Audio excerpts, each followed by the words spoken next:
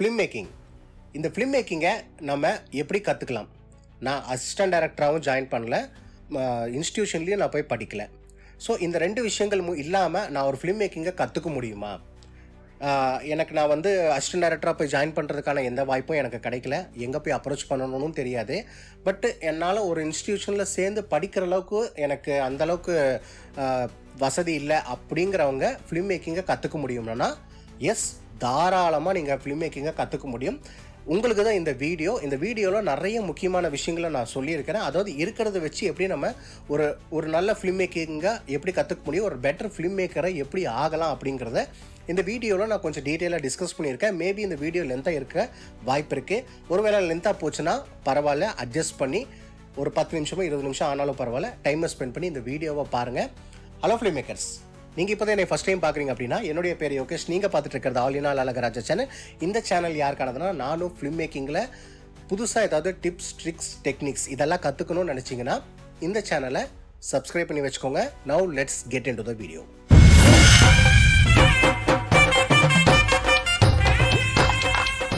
நம்ம ஃபிலிம் மேக்கிங்கை கற்றுக்கிறதுக்கு நிறைய வேஸ் இருக்குதுன்னு நான் சொல்லியிருந்தேன் இல்லையா?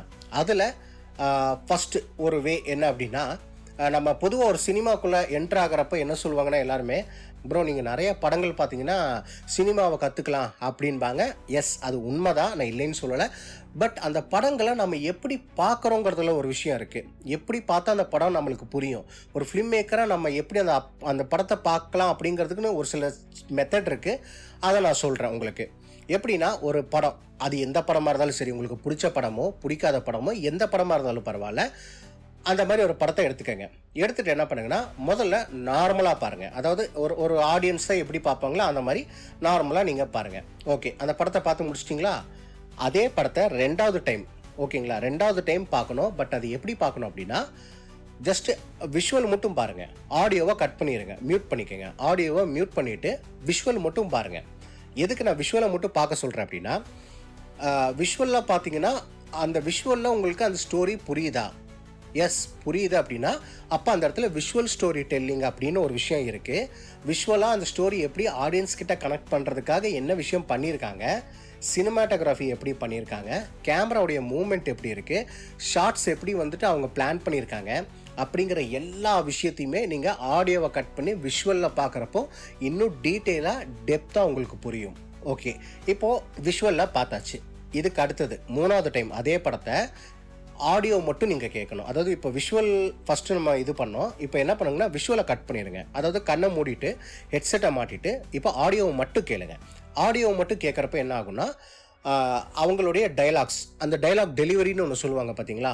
இப்போ நானும் நீங்களும் பேசுகிறோம்னா அந்த 2 டைலாக்ஸ் வந்து எந்தளவுக்கு அந்த டைலாக் எழுதியிருக்காங்க, எப்படி எழுதியிருக்காங்க, ஒரு நார்மல் டைலாகுக்கும் சினிமேட்டிக் டைலாகுக்கும் நிறைய வித்தியாசங்கள் இருக்குது. அதை எப்படி கேப்சர் பண்ணியிருக்காங்க. ரெண்டாவது, அங்கே யூஸ் பண்ணியிருக்கிற ஆம்பியன்ட் சவுண்டு. அதாவது சவுண்டுனாலே உங்களுக்கு என்னென்னா, இப்போ நானும் நீங்களும் உட்காந்து பேசுகிறோம்னா வெறும் டைலாக் மட்டும் வராது, பேக்ரவுண்டில் சில அந்த நாய்ஸ் வரும். அந்த நாய்ஸை எப்படி செக்ரிகேட் பண்ணியிருக்காங்க, எப்படி பிரிச்சிருக்காங்க, அதுக்கு என்ன ஒர்க் பண்ணியிருக்காங்க, மிக்சிங் எப்படி பண்ணியிருக்காங்க, அதுக்கு மாஸ்டரிங் எப்படி பண்ணியிருக்கிறாங்க. ஸோ இந்த ஆடியோக்கான மொத்த டீட்டெயிலுமே நீங்கள் கண்ணை மூடிட்டு ஹெட்செட்டை மாட்டிட்டு கேட்குறப்போ உங்களுக்கு அதில் இன்னுமே டீட்டெயிலாக புரியும். கதையில் ஒரு கதாபாத்திரம், ஒரு சப்ஜெக்ட் வந்து எங்கேயாவது மூவ் ஆகுறாங்க அப்படின்னா நீங்கள் ஜஸ்ட்டு கண்ணை மூடிட்டு அந்த ஆடியோவை மட்டும் கேட்டிங்கன்னா உங்களுக்கு அது ஃபீல் ஆகும். எப்படின்னா, ஃபார் எக்ஸாம்பிளுக்கு வந்துட்டு இப்போ அவர் வந்து ஒரு ஹாஸ்பிட்டலுக்குள்ளே நுழையிறாங்க அப்படின்னா நீங்கள் அந்த கண்ணை மூடிட்டு அதை கேட்குறப்போ வந்துட்டு உங்களுக்கே தெரியும், ஆமாம் இந்த கேரக்டர் வந்து ஹாஸ்பிட்டலுக்குள்ளே போகுது அப்படிங்கிற மாதிரி உங்களுக்கே ஃபீல் ஆகும். ஏன்னா அந்த ஹாஸ்பிட்டலுக்குன்னு சொல்லி ஒரு ஆம்பியன்ட் சவுண்டு ஒன்று இருக்குது. ஓகேங்களா? ஸோ அந்த மாதிரி இதே போலீஸ் ஸ்டேஷனுக்குள்ளே போகிறாங்கன்னா என்னென்ன சவுண்ட் இருக்கும், வாக்கி டாக்கியில் பேசுகிற சவுண்டு இதெல்லாம் இருக்கும் இல்லையா? ஸோ ஆடியோலேயே உங்களுக்கு அந்த கனெக்ஷன் கொடுக்க முடியுதா அப்படிங்கிறது அதை நீங்கள் ட்ரை பண்ணுங்கள். ஆடியோவில் எப்படி ஒர்க் பண்ணியிருக்காங்க, நம்ம கண்ணை மூடிட்டு கேட்டாலும் அந்த ஆடியோ வந்து நம்மளுக்கு அது ஃபீல் ஆகுதா, அது எப்படி கனெக்ட் பண்ணியிருக்காங்க ஆடியன்ஸ் கூடங்கிற மாதிரி நிறைய நோட்ஸ் எழுதுங்க. ஓகே, இப்போ நீங்கள் படத்தை எப்படி பார்க்கணுங்கிறத நான் சொல்லிட்டு இது ஒரு பாயிண்ட்டு. ரெண்டாவது, இப்போ நீங்கள் வந்து ஒரு ஸ்டோரி எழுதுறீங்க, உங்கள் படத்துக்குன்னு ஒரு ஸ்டோரி எழுதுறீங்க அப்படின்னா என்றைக்குமே அந்த ஸ்டோரிக்கு வந்து ஒரு ஃபுல் ஸ்டாப் வைக்காதீங்க. அதாவது இதோட போதும், எனக்கு நான் 120 பேஜ் எழுதணும், நான் 120 பேஜுக்கு தான் ஒரு கதை ரெடி பண்ணணும்னா 120 பேஜ் மட்டும் எழுதாதீங்க. எப்பயுமே கீப் ஆன் ரைட்டிங், முடிஞ்ச அளவுக்கு எழுதிக்கிட்டே இருங்க. ஓகேங்களா? உங்களுடைய கதைக்கு ஒரு முற்றுப்புள்ளி வைக்காதீங்க. அதோடைய போகிற போக்குக்கு அந்த ஃப்ளோலே அப்படியே விட்டுருங்க. அது எவ்வளோ தூரம் அந்த இமேஜினேஷன் போகுதோ அந்த அளவுக்கு நீங்கள் எழுதிக்கிட்டே இருங்க. அதாவது உங்களுக்கு 200 பேஜ் வந்தாலும் சரி, 150 பேஜ் வந்தாலும் சரி, எவ்வளோ தூரம் வருதோ அந்த இமேஜினேஷனை கண்டினியூஸாக விட்டுருங்க, எழுதிக்கிட்டே இருங்க. ஸோ சிம்பிளாக நான் சொல்ல வர்றது என்னென்னா, எழுதிக்கிட்டே இருந்தீங்கன்னா தான் அந்த க்ரியேட்டிவிட்டி உங்களுக்குள்ளார வரும், அந்த கதை இன்னுமே ஸ்ட்ராங்காக அமையிறதுக்கு வாய்ப்பு இருக்கு. ஒரு கட்டத்தில் உங்களுக்கு அந்த இமேஜினேஷன் ஸ்டாப் ஆயிடும். அப்போ நீங்கள் என்ன பண்ணலாம் அப்படின்னா, இதுக்கு மேலே ஓகே இமேஜினேஷன் வரலைன்னா அதுக்கப்புறம் நீங்கள் அதை வந்து ஸ்கிரிப்ட் ஃபார்மேட்டுக்கு நீங்கள் கன்வெர்ட் பண்ணலாம். அதுக்கப்புறம் நீங்கள் அந்த சினிமாவுக்கு எப்படி எழுதுவாங்களோ அந்த மாதிரி ஃபார்மேட்டில் எழுதலாம். பட் ஒரு ஃபிலிம் மேக்கர், ஒரு நல்ல ஃபிலிம் மேக்கராக இருக்கணும்னா எழுதுறது ரொம்ப முக்கியம். ஜஸ்ட் கீப் ஆன் ரைட்டிங், எழுதிக்கிட்டே இருங்க. 3வது பாயிண்ட், நிறைய படங்கள் பார்த்துருப்பீங்க, அதில் ஏதாவது ஒரு பர்டிகுலர் சீன் வந்து உங்களுக்கு ரொம்ப பிடிக்கும். அப்போ என்ன பண்ணுங்கன்னா, உங்ககிட்ட இருக்கிற அவைலபிள் என்ன இருக்கோ, கேமரானா கேமரா, இல்லை மொபைல்னா மொபைல், அந்த பர்டிகுலர் சீனை ரீக்ரியேட் பண்ணுங்கள். அதாவது அது ரொம்ப பிரம்மாண்டமாக இருக்கிற சீன் நான் சொல்லலை, நார்மலாக இப்போ உட்காந்து பேசுகிற மாதிரியான ஒரு சில சீன்ஸ் எல்லாம் இருக்குது. ஃபார் எக்ஸாம்பிள் பார்த்தீங்கன்னா, இந்த மாநாடுன்னு சொல்லிட்டு வெங்கட் பிரபு சாருடைய படம் வந்தது இல்லையா, அதில் வந்து அந்த சிம்புவை வந்து கட்டி போட்டு ஒரு சீன் ஒன்று வரும், அது நிறைய பேர் ரீக்ரியேட் பண்ணாங்க. அந்த மாதிரி ஒரு சில சீன்ஸ் வந்து திருப்பி ரீக்ரியேட் பண்ணுவாங்க. அதையே அது எதுக்காக அப்படின்னா, அது நம்ம காப்பி அடிக்கிறதுக்காக இல்லை, ஜஸ்ட் ஒரு ப்ராக்டிஸ்க்காக. அதே மாதிரி அந்த சீன் மாதிரியே நம்மளுக்கு இங்கே வருதா அப்படின்னு நம்ம ப்ராக்டிஸ் பண்ணணும். ஸோ முடிஞ்ச அளவுக்கு குட்டி குட்டியாக படத்துலேயே வந்த சீனை, சின்ன சின்ன சீனை, அது ஒரு 10 செகண்ட் சீனோ 20 செகண்ட் சீனோ, முடிஞ்ச அளவுக்கு அதுக்கு மெனக்கெட்டு அதை ரீக்ரியேட் பண்ண ட்ரை பண்ணுங்கள். ஏன்னா இன்றைக்கி நீங்கள் பார்த்துருப்பீங்க, இன்ஸ்டாகிராமில் வந்து நிறைய பேர் அதே மாதிரியான ஒரு சில ரீல்ஸ் எல்லாம் வந்து க்ரியேட் பண்ணுவாங்க.